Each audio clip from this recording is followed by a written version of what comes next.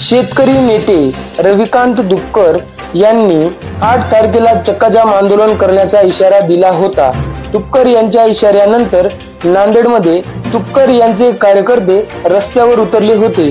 नांदेड लातूर महामार्गावर या शेतकरी संघटनेच्या कार्यकर्त्यांनी रास्ता रोको आंदोलन सुरू केलेले होते।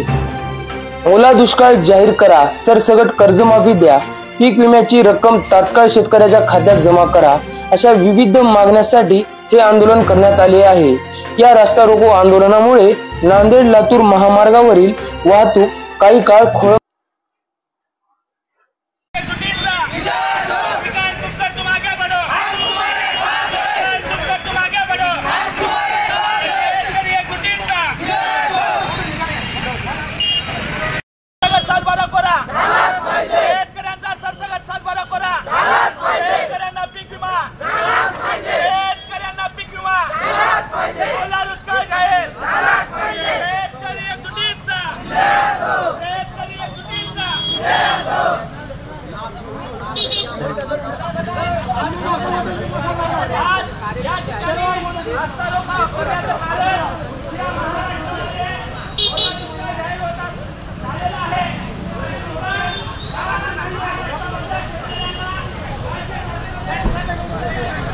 जाऊ द्या।